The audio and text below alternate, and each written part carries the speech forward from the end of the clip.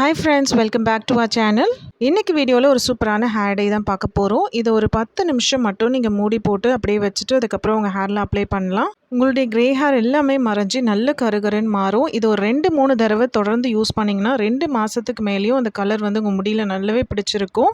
இதில் நம்ம சேர்க்குற இன்க்ரீடியன்ட்ஸ் நரைமுடிகளை கருமையாக மாற்றுறதோட முடி வளர்ச்சியும் இன்க்ரீஸ் ஆகும், ஹேர் நல்ல ஷைனிங்காகவும் இருக்கும். ஸோ இந்த ஹேர் டையை நீங்கள் ரொம்ப சிம்பிளாக ரெடி பண்ணிக்கலாம். எல்லாமே நேச்சுரலான இன்க்ரீடியன்ட்ஸ் தான் நம்ம யூஸ் பண்ணிக்க போகிறோம். இப்போ இதை எப்படி ரெடி பண்ணலான்னு வீடியோவில் பார்க்கலாம். வீடியோக்கு போகிறதுக்கு முன்னாடி ஜேடி நாய்ஸ்டி சேனலை ஃபர்ஸ்ட் டைம் பார்க்குறீங்கன்னா சப்ஸ்கிரைப் பண்ணிவிட்டு கூடவே பெல் ஐக்கானையும் கிளிக் பண்ணி வச்சுக்கோங்க. இப்போ இதுக்கு முதல்ல எடுத்திருக்க இன்க்ரீடியன்ட் பார்த்தீங்கன்னா நெல்லி முள்ளி, அதாவது நெல்லி வற்றல், காய்ஞ்ச நெல்லிக்காய்னு சொல்லுவோம்.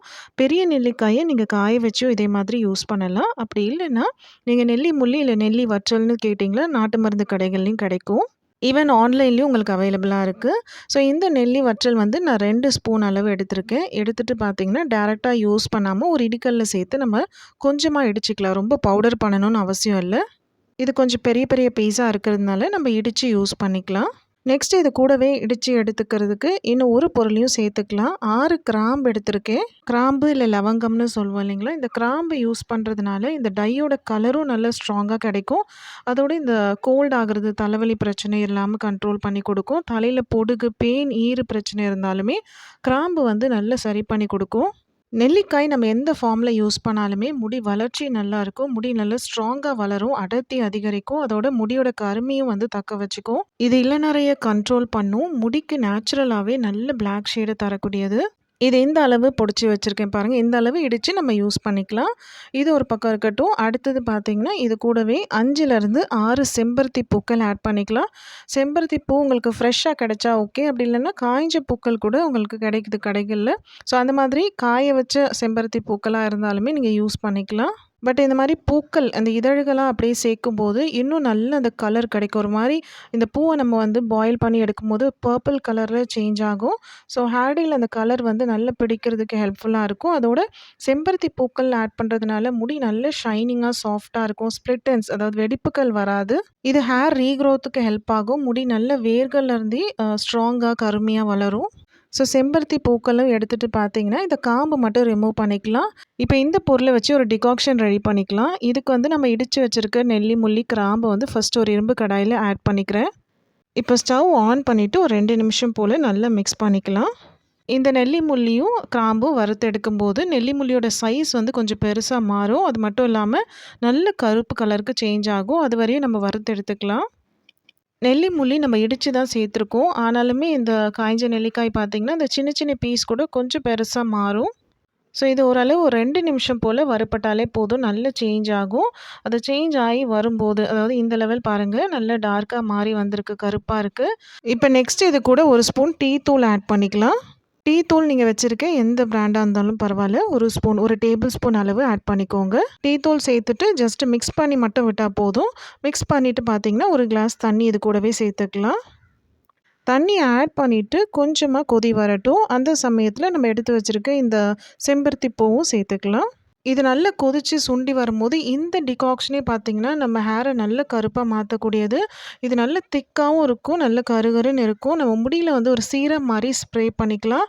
ஸோ இளநரையாக இருக்குது, ஸ்டார்டிங்கில் நரைமுடி இருக்குது, இல்லை ஹேர் டேயே போடாதவங்க கூட பிகினிங் ஸ்டேஜில் நரைமுடி வந்து இப்போ தான் ஸ்டார்ட் ஆகிருக்குன்னா இதை நீங்கள் ஸ்ப்ரே பண்ணிவிட்டு வந்தாலே போதும், நல்ல ஒரு ரிசல்ட் பார்ப்பீங்க. பெர்மனெண்ட்டான சேஞ்சஸ் தெரியும். இப்போ பாருங்கள் ஓரளவு கொதிச்சிருக்கு. வச்சுருக்க அந்த செம்பருத்தி பூவையும் இதில் ஆட் பண்ணிக்கிறேன். ஸோ இந்த செம்பருத்தி பூக்களையும் சேர்த்துட்டு மிக்ஸ் பண்ணிக்கலாம். இந்த டிகாக்ஷன் பார்த்திங்கன்னா நம்ம 1 கிளாஸ் வாட்டர் ஆட் பண்ணியிருக்கோம். இது 1/2 கிளாஸ் அளவு சுண்டி வரணும். ஸோ அது வரையும் நல்லா கொதிக்க வச்சு எடுத்துக்கோங்க. இப்போ இந்த இன்க்ரீடியண்ட் எல்லாமே கொதிச்சு பாருங்கள் எந்த அளவு டார்க்காக இருக்குது, நல்ல ஜெட் பிளாக் கலரில் இருக்கும். இது கையில் பட்டால் கூட அவ்வளோ டார்க்காக பிடிக்கும். ஸோ ஹேர்லேயும் அப்ளை பண்ணும்போது அந்த கலர் ரொம்ப நாளைக்கு லாங் லாஸ்டிங்காக நிற்கும். இது ஓரளவு ஆறட்டும், அதுக்கப்புறம் நம்ம ஃபில்டர் பண்ணி எடுத்துக்கலாம். நான் ஸ்டவ் ஆஃப் பண்ணிக்கிறேன். ஸோ இது வந்து நல்லா ஃபில்டர் பண்ணி எடுத்துக்கலாம். இந்த டிகாக்ஷன் வந்து நான் எடுத்துருக்கிறது பாருங்கள், இவ்வளோ தான் இருக்கும். இது கரெக்டாக 1/2 கிளாஸ்க்கு சுண்டி வந்திருக்கு. இந்த அளவு திக்னஸாக நல்லா வந்து திக்காக சுண்டி வரும்போது தான் உங்களுக்கு வந்து ஹேர் டையாக அடுத்து நீங்கள் மிக்ஸ் பண்ணும்போது ஃபர்ஸ்ட் டைம் யூஸ் பண்ணும்போதே நல்ல ரிசல்ட் பார்ப்பீங்க. கம்ப்ளீட்டாக உங்கள் நரைமுடிகள் அப்ளை பண்ணும்போது சேஞ்சஸ் தெரியும். நல்லாவே வந்து ஃபர்ஸ்ட் டைமே கருகருன்னு மாறும். இந்த டிகாக்ஷன் ஒரு பக்கம் இருக்கட்டும். அடுத்தது இந்த ஹேர் டை மிக்ஸ் பண்ணுறதுக்கு ஒரு பவுல் எடுத்திருக்கேன்.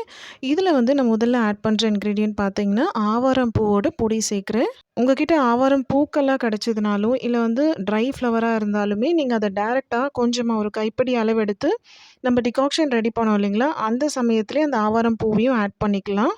நான் பவுடரா சேர்க்கிறதுனால, இப்ப நான் மிக்ஸ் பண்ணும்போது ஆட் பண்ணிக்கிறேன். இந்த பவுடர் வந்து 1 ஸ்பூன் சேர்த்துக்கலாம்.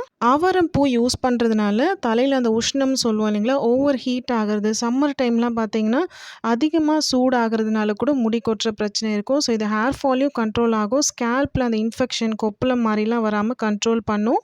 இது ஹேர் க்ரோத்துக்குமே வந்து ரொம்ப உதவியா இருக்கும். ஆட் பண்ணிவிட்டு அடுத்தது பார்த்தீங்கன்னா 2 ஸ்பூன் மருதாணி பொடி ஆட் பண்ணிக்கலாம்.